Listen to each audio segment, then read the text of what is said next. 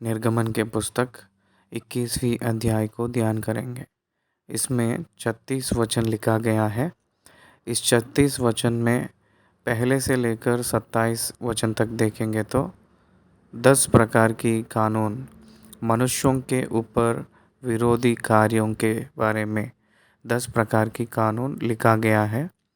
28 पद यानी 28 वचन से 36 वचन तक देखेंगे तो संपत्ति के बारे में कानून लिखा गया है। वास्तव रूप में देखा जाएगा तो 7 प्रकार की कानून हैं। 2 कानून 21वीं अध्याय में बोला गया है, बाकी 5 22 अध्याय में लिखा गया है। मनुष्यों के विरुद्ध किया गया हुआ कार्यों के लिए 10 कानून, सिविल झगड़े यानी नागरिक झगड़ों के बारे में लिखा गया हुआ 7 कानून लिखा गया है, ये याद रखना है। तो 21वीं अध्याय में लिखा गया हुआ 10 कानून के बारे में उसके स्पष्टीकरण हम देखेंगे।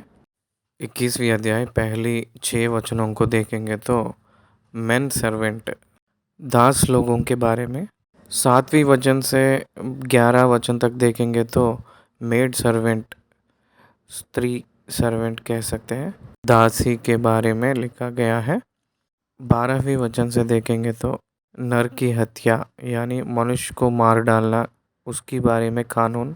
15वीं वचन में देखेंगे तो पेरेंट्स डिसऑनरिंग, माता पिता का अपमान, लापरवाह करेंगे तो शिक्षा, पेनाल्टी। इसी 15वीं आयत में वचन में parent of dishonoring and result of dishonoring, parents प्रतिफल, जो लापरवाह करते हैं उनका प्रतिफल दिख रही है। 16वीं वचन में अपहरण और मौत, अपहरण करने से मौत का पेनाल्टी। 17वें वचन में माता पिता को आदर जो नहीं करते, श्राप देते उन लोगों को मौत। ऐसे ही हम लोग आगे बढ़ेंगे तो 18 वचन देखेंगे तो वहाँ झगड़ा, मारपीट करना। 21वीं वचन में देखेंगे तो दास को हुआ जो चोट लगने से क्या करेंगे, दास ने चोट लगने से क्या करेंगे।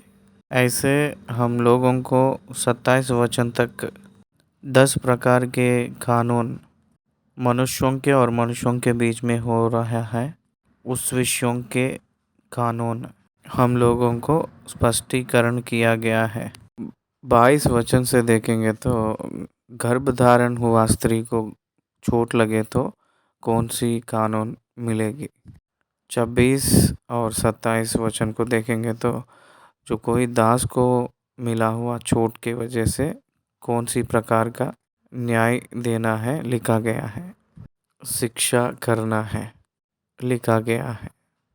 28 वचन से लेकर 36 वचन तक जो लिखा गया उसमें नागरिक झगड़ाओं में या सिविल झगड़ाओं में या संपत्ति के झगड़ाओं में लापरवाह के वजह से हुआ गया नष्ट के बारे में प्रामुख्य रूप में दो प्रकार के जैसा दिख रही है कानून। पहले वचन से हम लोग वचन को ध्यान करेंगे। परमेश्वर मूसा से बात कर रहा है, वो कंटिन्यूशन इसमें भी दिखता है। इसलिए पहले वचन में लिखा है कि यदि कोई मनुष्य बैल या भेड़ बकरी, क्षमा कीजिए, फिर जो नियम तुझे उनको समझाने हैं कि वे ये है न्याय विधियों के बारे में। इसका मतलब कानूनी कर्तव्य उन लोगों को नियमित करना, क्योंकि वो लोग राज्य में बदल रहे हैं। एक कानून कॉन्स्टिट्यूशन संविधान रहना चाहिए। एक राज्य को संविधान रहना चाहिए, पीनल कोड रहना चाहिए। CRPC रहता है इंडिया में, IPC कहते हैं, इंडियन पीनल कोड कहते हैं इंडिया में। वैसे ही संविधान रहता है। संविधान रहता है न्याय के रूप में। हम लोग कैसे हम लोग दूसरों को न्याय करना है, ये पूरा संविधान में लिखा रहता है। इसलिए ये सब जो कानून और न्याय के रूप में जो कर्तव्य, ये क्यों, ये पूरा to maintain the law and order among the society, समाज में शांति और रक्षा और संभाल के रहना, सुरक्षा के लिए संतुलन और समानता में नम्रता से आगे बढ़ना है तो, जारी रहना है तो कानून बहुत ज़रूरी है, कर्तव्य बहुत ज़रूरी है, इमारतों बहुत ज़रूरी है, विधियाँ बहुत ज़रूरी हैं। हम लोगों को भी बहुत प्रामुख्य रूप में executive level, legislatory level and legislatory level, judiciary level, ये तीन भारत देश में, हिंदुस्तान में कार्यकारी विभाग, निर्वाहक विभाग, शिलाखों का निर्वाहक विभाग, न्याय के अंशों को, न्याय के बातों को जांच करने वाले और एक विभाग, ये तीन निर्वाहक बहुत प्रधान रूप में है। ये तीनों के ऊपर निर्भर होकर न्याय करते हैं। ये तीन नहीं है तो पालन नहीं कर सकते, प्रशासन नहीं हो पाएगा। लोगों के बीच में बहुत सुंदरता की परस्पर क्रिया रहना है तो, आना है तो ये बहुत ज़रूरी है। शासन करने वाले, इसका मतलब यह है कि शासन विभाग, शलाकों का विभाग कहते हैं, और कार्यान्वयन वाले होना चाहिए। उनको निगरानी करने वाले भी चाहिए। न्याय के रूप में ये सब लोग चाहिए। ऐसे ही शासन प्रशासन इसी रीति में चलना चाहिए। इस्राएली लोगों को भी ये प्रशासन चाहिए। तो इसलिए कैसे रहना है इसके बारे में ऐसे ही पूरे कानून को परमेश्वर ने नियुक्त किया है। 21वीं अध्याय, 22वीं अध्याय, 23वीं अध्याय, ये 3 अध्यायों में इस प्रकार के कानून दिखाई दे रही हैं। 10 आज्ञाओं के बारे में, उसके बाद ये 10 आज्ञा के बाद ये सिविल लॉस, मतलब नागरिक न्यायों के बारे में भी, कानून के बारे में भी, कुछ लोगों के बीच में भी रहने वाले कुछ कानूनें यहाँ लिखा गया है। ऐसे भी हम लोगों को भी इंडियन पीनल कोड हो या कॉन्स्टिट्यूशन हो, इन सब में भी ये पूरे बातें उसमें दिखते हैं। कौन सी बातें बाइबल के ग्रंथ में जो लिखा गया हुआ है, उसी बातों को बाइबल ग्रंथ में पुराने नियम में लिखा गया हुआ इमारतें और विधियाँ, ये जो भी बातें हैं, ये पूरे ब्रिटिश के लॉ में, ब्रिटिश लोग के न्यायों में, कानूनों में बहुत तरह की जो भी कानून ब्रिटिश लोग बाइबल में से ही ले लिए थे। उसी ब्रिटिश लॉ में से इंडियन लॉ भी कुछ लेकर, उसी ब्रिटिश लॉ में से लेकर ये लोग भी निर्माण किए हैं। इसलिए बाइबल बहुत अच्छी रूप से हम लोग को समझ में आएगा तो अपने देश में रहा गया है संविधान के ऊपर, न्याय विधियों के ऊपर हम लोग को एक अच्छा सा ज्ञान मिल सकती है। अपने कानून भी, इंडियन के कानून भी बाइबल बेस्ड प्रिंसिपल्स के ऊपर निर्माण किए गए हैं कहकर जब बाइबल पढ़ेंगे तो समझ में आती है। पहली वचन, फिर जो नियम तुझे उनको समझाने हैं वे ये है, जब तुम कोई इब्री दास मोल लो तब वह 4 वर्ष तक सेवा करता रहे और 7वें वर्ष स्वतंत्र होकर सेंत में चला जाए। देखिए, एक दास वो इब्री के गोत्र में का दास हो। आजकल देखेंगे तो एम्प्लॉयमेंट सिस्टम आ गया है। एम्प्लॉयमेंट मीन्स रोजगार, सैलरी का सिस्टम आ गया है। तनख्वाह का सिस्टम कहते हैं, सैलरी का सिस्टम मतलब इंडिपेंडेंट फैमिलीज मतलब स्वतंत्र परिवार संस्कृति आ गया है। कुछ सालों पहले जॉइंट फैमिलीज रहते थे, सब लोग जुड़ के परिवार रहते थे। कई साल पहले बहुत जाति जाति के लोग मिलजुल के रहना ऐसे रहता था। इंडिविजुअली वो लोग दास के रूप में जाकर काम करते थे। लेकिन आजकल आजकल तो हम लोग एम्प्लॉयमेंट कहते हैं, रोजगार कहते हैं, कॉन्ट्रैक्ट लेबर कहते हैं, ठेकेदार कहते हैं। इसलिए आजकल जो सिस्टम है ये पूरा डेमोक्रेटिक वे में इस सब को हम लोग पालन कर रहे हैं इंडिया में। लेकिन उस समय की बातें देखेंगे तो उस समय की परिस्थितियों के हिसाब से अगर कोई लैंडलॉर्ड है, मतलब कोई किसी घर का मालिक हो या ज़मीन का ज़मींदार हो, तो उसको दास बहुत ज़रूरी है, काम वाले बहुत ज़रूरी है। परमानेंट लेबर लेने के लिए मतलब संपूर्ण काल तक दास लेने के लिए, नहीं तो बॉन्डेड लेबर थोड़े काल तक, कुछ समय तक उन लोगों को इस्तेमाल करने के लिए दासों को।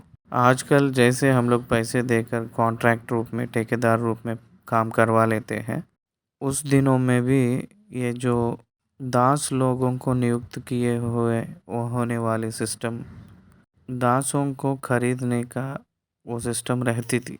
एक्चुअली हम देखेंगे तो दास लोगों को खरीदने का जो व्यापार है बहुत भयंकर रूप में होती थी। कि अगर हम लोगों को इतिहास बताती है, चरित्र बताती है, उस ज़माने में मनुष्यों को उठाकर ले जाकर बेच डालने का परिस्थितियाँ भी रहती थी। कुछ संदर्भ में एक्सप्लॉयटेशन ऑफ वर्कर्स के बारे में भी रहता था।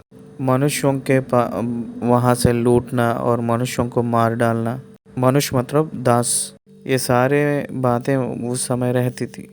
अमेरिका के देश में, राज्य में देखेंगे तो ये जो दास लोगों के बारे में बहुत बड़ा लड़ाई भी होती थी। बहुत लोग बहुत मनुष्यों को उठाकर ले जाकर दास दासी बना लेते थे। उन लोगों को बंदी करके, उन लोगों को छुटकारा ना देकर उन लोगों को इस्तेमाल करने का इतिहास बहुत रहते था उस समय में। तो इसलिए वो बहुत खास है कानून। How to behave with human being, मनुष्य के साथ हम कैसे व्यवहार करना, ये बहुत ज़रूरी है। इसी के बारे में बताते हुए आगे बढ़े थे परमेश्वर ने। आजकल तो सिविलाइजेशन आ गया है, मॉडर्न सोसाइटी में आ गए हैं, बहुत एडवांस्ड कंडीशंस में हम लोग आ गए हैं, सरकारियाँ भी आ गए हैं, प्राथमिक हक हम लोगों को बचाते हुए आ रही है। लेकिन उस ज़माने में ये पूरा नहीं था, इसलिए परमेश्वर ये कानून दिया है। कानून के अनुसार चलो कहकर कहा था। मनुष्य को कुछ हक नियमित किया है। उस मानव के हक को कोई भी उसको उल्लंघन ना करने के लिए, ना तोड़ने के लिए, उसको सुरक्षा रखने के लिए परमेश्वर ने नियुक्त किया है। इब्रानी के दासों को खरीदना है तो उस समय जो हुआ संगठन को यहाँ बता रहे हैं घटना। 6 साल तक वो दास रहता है, 7वें साल वो विश्राम के साल है, 7वें साल में वो चला जाता है दास। तो इसलिए उसका पेमेंट जो भी है 6 साल तक संबंधित तक ही रहेगा। लेकिन लाइफ टाइम बॉन्ड मतलब ज़िंदगी भर गुलामी करना, ये अपने खुद से वो खुद बोलेगा तो तभी होगा, नहीं तो नहीं है। अगर वो अकेला आया है दासत्व करने के लिए तो अकेला ही 6 साल के बाद चले जाएगा। अगर वो पत्नी के साथ गुलामी करने के लिए आया है तो पत्नी के साथ ही चले जाएगा वापस। अगर वो अकेला आए के बाद में उनके मालिक खुद ही उसको शादी करवा के पत्नी को दिया है तो वो पत्नी मालिक का ही होती है, मतलब मालिक के वजह से ही होती है, लेकिन दास का पत्नी बनकर ही नहीं रहती है। मतलब मालिक दास का पत्नी को जब करवाया है तो 6 साल के बाद में वो मालिक के हाथ में ही रहेगी, वो ही बता रहा है। तीसरी आयत, यदि वह अकेला आया हो तो अकेला ही चले जाए, और यदि पत्नी सहित आया हो तो उसके साथ उसकी पत्नी भी चली जाए। यदि उसकी स्वामी ने उसको पत्नी दी हो और उससे उसके बेटे और बेटियां उत्पन्न हुई हो तो उसकी पत्नी और बालक उस स्वामी के ही रहे और वह अकेला चले जाए। स्वामी मतलब मालिक, मालिक मतलब पति नहीं है, वो घर का मालिक। अगर वो जाना नहीं चाह रहा है क्योंकि उसका मालिक बहुत अच्छा से देखभाल कर रहा है, उसकी पत्नी उसके बच्चों को छोड़कर नहीं जाना चाहता है, तो वो ज़िंदगी भर गुलामी करने के लिए, दास बनने के लिए चाहा तो उस विषय के बारे में क्या कह रहा है 5वीं वचन देखेंगे तो 5वीं आयत, परंतु यदि वह दास दृढ़ता से कहे, मैं अपने स्वामी और अपनी पत्नी और बालक से प्रेम रखता हूँ इसलिए मैं स्वतंत्र होकर नहीं जाऊँगा। दृढ़ता से कहेगा तो सिर्फ आसान से बोलना नहीं, बहुत दृढ़ता से बोलेगा तो डिक्लेरेशन कहते हैं ना हम लोग, वैसे डिक्लेरेशन देना है। अगर वैसे देगा तो 6वें वचन, तो उसका स्वामी उसके परमेश्वर के पास ले चले, फिर उसको द्वार के किवाड़ या बाजू के पास ले जाकर उसके कान में सुथारी से छेद करे। छेद करना है उसके कान को। छेद करेंगे तो वो निरंतर दास बनकर रह जाएगा। पर्टिकुलरली वो फलाना व्यक्ति का दास कहकर उसको छाप जाता है। उसके कान को सुतारी से छेद करे तो वो परमानेंटली दास बन जाता है, गिनती में आ जाएगा। इसका मतलब यह है कि सारे लोगों के सामने वो छेद करेगा तो बहुत आसान में समझ में आएगा सबको, ये इसका दास बन गया कहकर। देखिए आजकल बैंक वाले लोन देंगे तो कोई भी पशु को वो लोग क्या करते हैं, उसके कान में कुछ छेद डाल के कुछ लगाते हैं। उसका मतलब यह है कि वंस सोल्ड बैंक पर्पस कहकर सबको समझ में आ जाएगा उस चिन्ह को देखते ही। मार्केट में एक पशु को छेद करेंगे तो दूसरे बैंक में से लोन लाने के लिए नहीं हो पाएगा, इसलिए सम सिंबल्स आर अरेंजिंग। कुछ चिन्ह को परमेश्वर ने नियुक्त कर रहा है, इसलिए रोजगार की सिस्टम में, एम्प्लॉयमेंट सिस्टम में उस तरफ की एक कुछ विधियाँ थी। आजकल देखिए हम लोग 10 बजे आते हैं, आए के बाद में काम करते, बीच में भोजन खाते हैं, फिर बाद में शाम को इतनी देर तक रहते हैं कहकर उसको इतना अमाउंट मिलेगा, इतना पैसा मिलना चाहिए कहकर हम लोग एक एग्रीमेंट करते हैं। ये आज का सिस्टम है। इसमें भी हम लोग एम्प्लॉयज़ का विधियाँ और नौकरी लोग जो नौकर करते हैं उन लोगों का विधियाँ, जो नौकर नौकरी करता है वहाँ भी विधियाँ, ये सब हम लिखित में लिखते हैं। हर एक नौकरी को विधियों को नियुक्त करते हैं, नौकरियों को नियुक्त करते हैं। वैसे ही उस समय के उस ज़माने में लोगों को इस्तेमाल करते थे। कल्चरल के लिए एक प्रकार के सिस्टम और एग्रीकल्चर के लिए एक प्रकार के सिस्टम, वैसे ही crops different types of crops के बारे में भी सिस्टम्स किया है कहकर बाइबल दिखाती है। 7वीं वचन को मेड सर्वेंट, वुमेन सर्वेंट मतलब दासी के बारे में क्या लिखा है और पत्नियों के बारे में क्या लिखा है। एक मनुष्य कोई अपने बेटी को दासी के रूप में बेच देगा तो जैसे दास 6 साल के बाद चले गया है, वैसे ये दासी जाने के लिए नहीं होगा, क्योंकि वो औरत है, वो एक स्त्री होती है तो उसको प्रोटेक्शन चाहिए। शी मस्ट बी प्रोटेक्टेड, उनको एक रक्षा चाहिए। पुरुष तो चले जा सकता है क्योंकि वो अपने स्वतंत्र रूप में जी सकता है 6 साल के बाद। उस समय की कंडीशंस थे ये पूरा। आजकल हम लोग स्त्री लोगों के लिए लड़ाई करते हैं, लेकिन आजकल भी स्त्री लोगों को रक्षा नहीं है कहीं भी।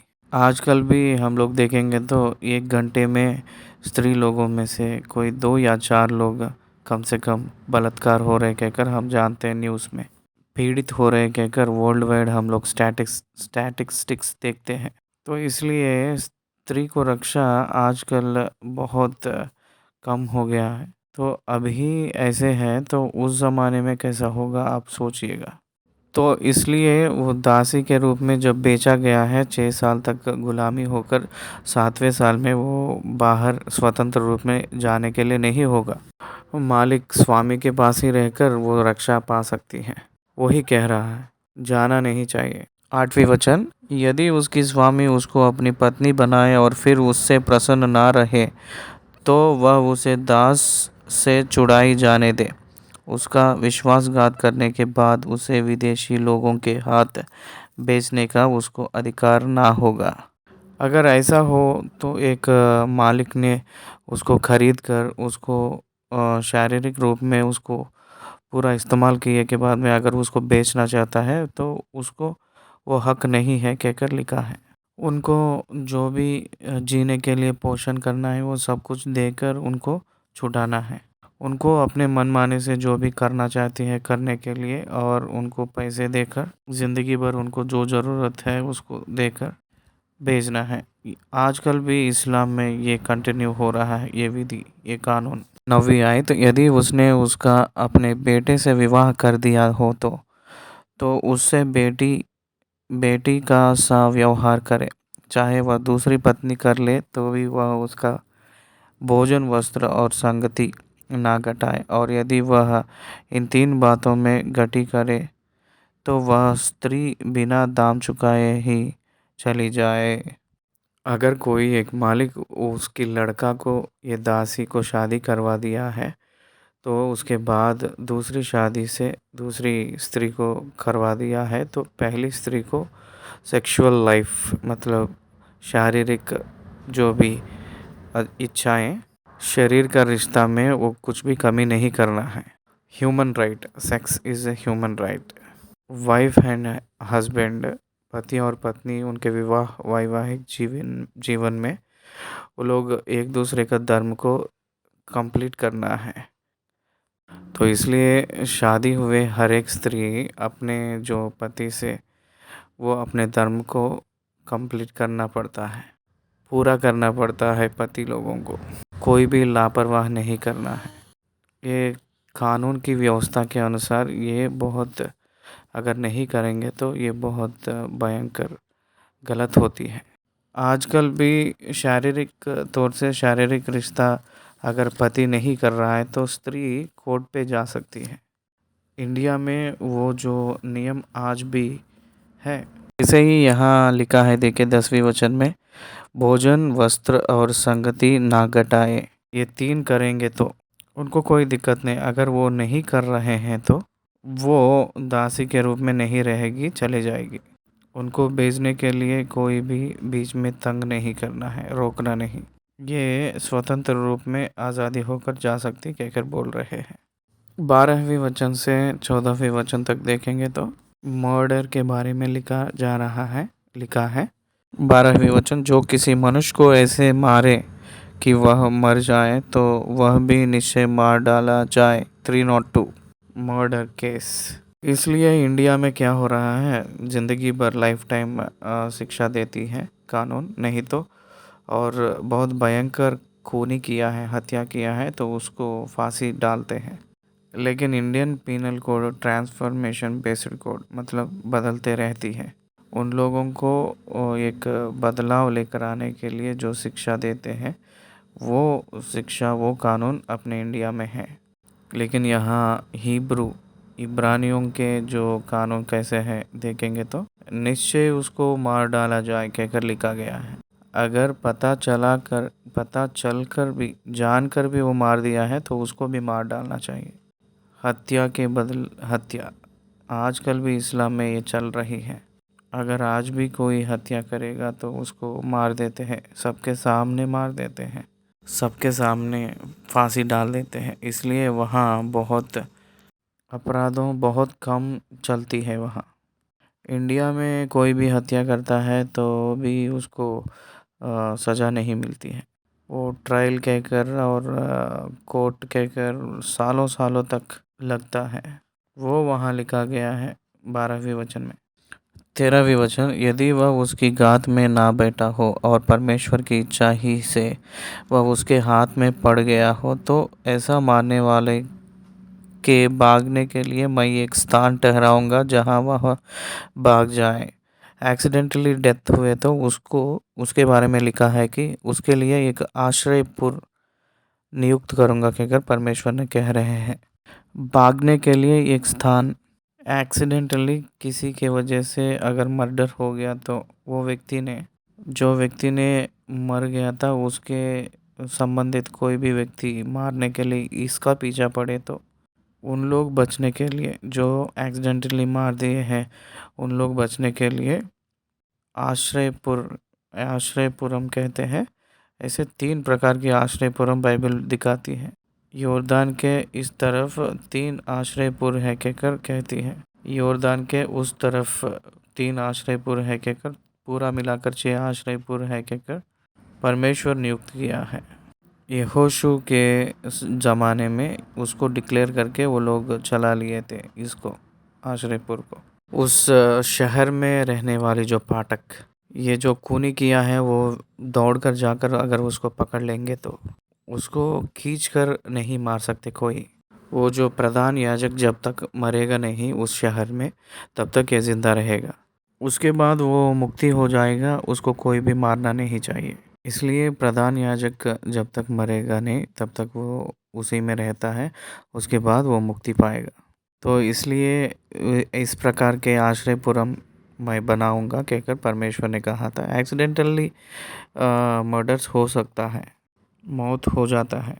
उदाहरण में देखिएगा आजकल जो एक्सीडेंट्स होता है तो जो एक्सीडेंटली होती है उसके विषय में इंश्योरेंस कंपनी वाले पैसे देने के लिए जो जितना नुकसान हुआ वो पूरा पैसा इंश्योरेंस वाले देते हैं और कभी कभी गवर्नमेंट वाले भी देते हैं। सज़ा के विषय में तो जो एक्सीडेंट किया था उसकी लाइसेंस को बंद कर देते हैं, कुछ दिनों तक सीज कर देते हैं, कुछ दिन तक शिक्षा भी उसको होगा उतना ही। लेकिन डेथ टू डेथ नहीं होता है, मौत का बराबर मौत नहीं होता है एक्सीडेंट्स में, एक्सीडेंटली जब होता है तो। इंडियन पिनल कोड में एक्सीडेंटली कोई मार दिया है तो उसमें कोई भी कानून नहीं है। 14वीं आयत को देखेंगे तो, परंतु यदि कोई ठिठाई से किसी पर चढ़ाई करके उसे चाल से घात करे तो उसको मार डालने के लिए मेरी वेदी के पास भी अलग ले जाना।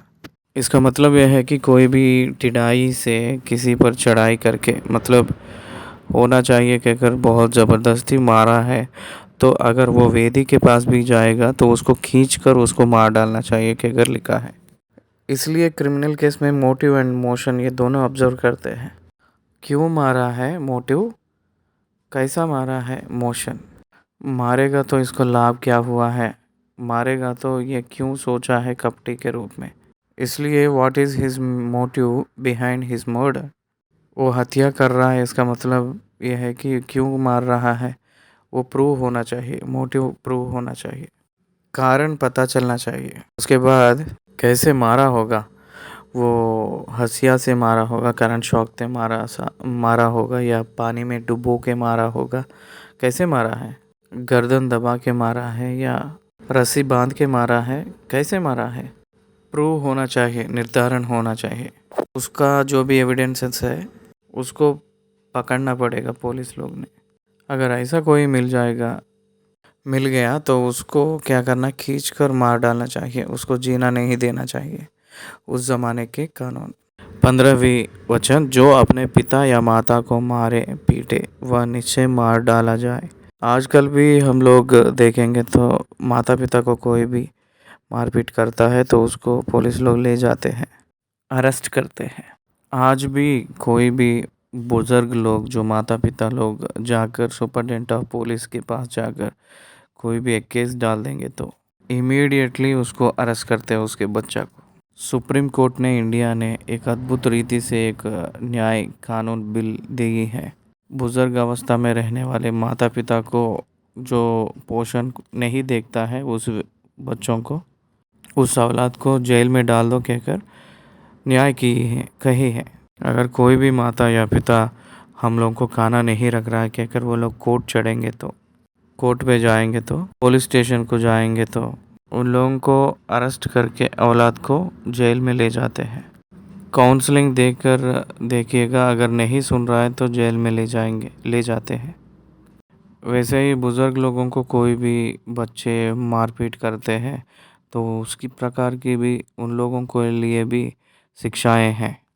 ये आजकल समाज में बहुत आसान में लेते हैं, देखभाल नहीं करते हैं, लेकिन उसी ज़माने में परमेश्वर कितनी सुरक्षा, कितनी रक्षा के रूप में ये पूरा कानून नियुक्त किया है वृद्ध लोगों के लिए और स्त्री लोगों के लिए और बाल बच्चों के लिए। कितने कानून परमेश्वर ने लेकर आया है, लेबर लोगों के लिए भी, नौकर दास दासी लोगों के लिए, गरीब के विषय में कितनी सुंदर बातें परमेश्वर ने लेकर आया था लॉ एंड ऑर्डर को सुरक्षा करने के लिए। माता पिता को कोई भी मारा है तो उसको मार डालो कहकर कहा था। उसके बाद हम देखेंगे तो किडनैप एंड डेथ 16वें वचन में देखिए, जो किसी मनुष्य को चुराए, चाहे उसे ले जाकर बेच डाले, चाहे वह उसके यह पाए तो वह भी निश्चय मार डाला जाए। माइनर के बच्चों को ऐसे करेंगे तो ये बहुत भयंकर परिस्थिति होती है। माइनर बाल के रूप में जो भी मेजर नहीं होते उन लोगों के ज़िंदगी में ऐसे घटना होते, ये बड़ा केस हो जाएगा। तो नया नया कानून भी इंडिया में आ रहा है, नॉन बेलेबल ऑफेंसेस, ये पूरे बेल भी नहीं देते हैं, डायरेक्ट पूरा उनका जांच कर होगा, उन लोगों के बारे में पूरा पता चलेगा, पता कर लेंगे, डायरेक्टली उसको जेल भेज देंगे। तो इसलिए किडनैप के लिए भी सज़ा मिलेगी। 17वें वचन में माता पिता को कोई श्राप देता है वो भी मार डाला जाना है कहकर कह रहे हैं, डेथ पेनाल्टी माता पिता के विषय में। 22 वचन में देखेंगे तो झगड़े के बारे में लिखा है, झगड़ा। 18 वचन, यदि मनुष्य झगड़ते हो और एक दूसरे की पत्थर या मुक्के से ऐसा मारे कि वह मरे नहीं परंतु बिछौन पर पड़ा रहे, तो जब वह उठकर लाठी के सहारे से बाहर चलने फिरने लगे तब वह मारने वाला निर्दोष ठहरे। उस दशा में वह उसके पड़े रहने के समय की हानि भर दे और उसको भला चंगा भी करा दे। कोई भी किसी को मारपीट किया है, उसको घायल हो गया है, गांव से भरा है, तो उसको ठीक करवाना है और उसका जो भी काम करने के लिए वो घर पे बैठा रहेगा, उतना पैसा काम किए तो कितना पैसा आएगा वो सब कुछ उसको देना पड़ता है। ये बातें आज भी हो रही हैं। आजकल बड़े बड़े लोग व्यवहार रखते हैं सब लोगों को बिठाकर। इसका मतलब यह है कि समांतर न्याय करने के लिए उन सब लोगों को समाधान करने के लिए करते हैं। उस समय में ये जो चीज़ को इस्तेमाल करते हैं आजकल भी। अगर कोई भी मारपीट किया है तो मार खाया हुआ व्यक्ति को वैध करवाना है, पूरा देखभाल करवाना है और उसको पैसे देना पड़ता है। जब तक वो काम में नहीं जाएगा तब तक उसको पैसे देना पड़ता है और उसका भोजन वस्तु पूरा देखभाल करना पड़ता है। वैसे उन दोनों के बीच में समाधान आ जाएगा, उन दोनों राजी हो जाएंगे, वही यहाँ बता रहा है। 20वें वचन से, यदि कोई अपने दास या दासी को सूंठे से ऐसा मारे कि वह उसके मारने से मर जाए तब उसको निश्चय दंड दिया जाए, परंतु यदि वह 1 दिन जीवित रहे तो उसके स्वामी को दंड ना दिया जाए, क्योंकि वह दास उसका धन है। यदि मनुष्य आपस में मारपीट करके किसी गर्भिणी स्त्री को ऐसे चोट पहुंचाए कि उसका गर्भ गिर जाए परंतु और कुछ हानि ना हो, तो मारने वाले से उतना दंड लिया जाए जितने उस स्त्री का पति 5 की सम्मति से ठहराए।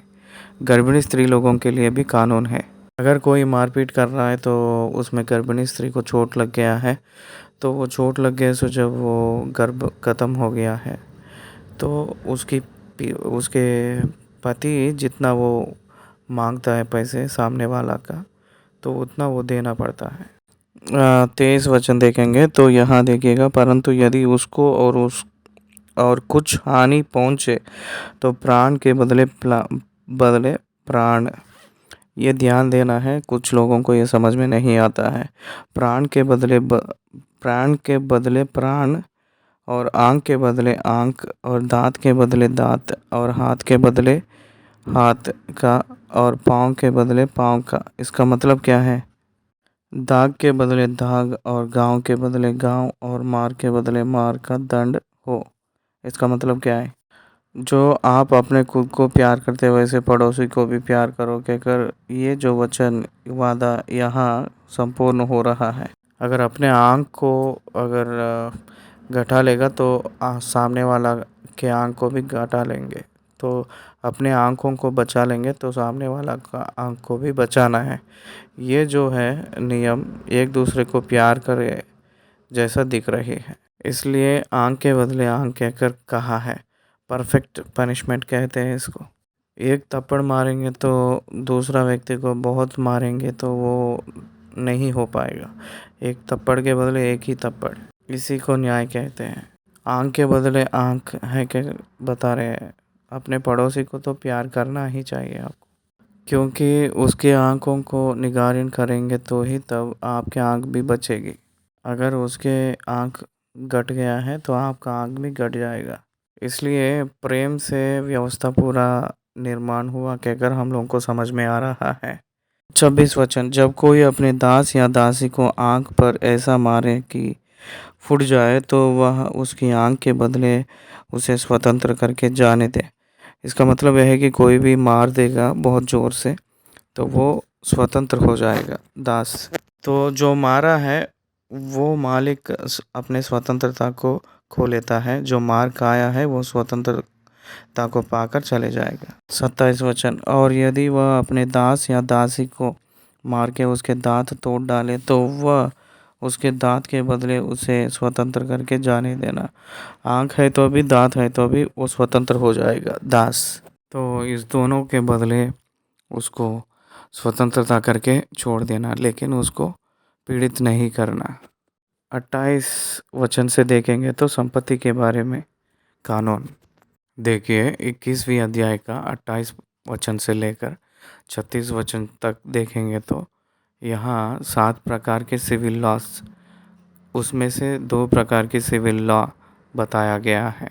देखिए 28 वचन से 32 वचन तक देखेंगे तो penalties of owners oxen, penalties owners of mean oxen, बैलों के वजह से जो हुआ नष्ट या बैल के द्वारा होने हुआ नष्टों के बारे में, जो उसके लिए देने वाले कर्जा के बारे में लिखा गया है। 33 से लेकर 36 तक देखेंगे तो पेनाल्टीज ऑफ केयरलेसनेस, लापरवाह के वजह से होने जा रहा है जो कार्य में हम लोग क्या करना है। 28 वचन, यदि बैल किसी पुरुष या स्त्री को ऐसे सींग मारे कि वह मर जाए तो वह बैल निश्चय पथराव करके मार डाला जाए और उसका मांस खाए ना जाए, परंतु बैल का स्वामी निर्दोष ठहरे। बैल मार दिया है किसी को तो वो दोष उसकी मालिक का नहीं होगी। बैल सींग से मारती है कहकर पता चल के भी उसको बांध के नहीं रखा है स्वामी, तब अगर वो किसी को मार दी है तो तब क्या करना है वो लिखा गया है।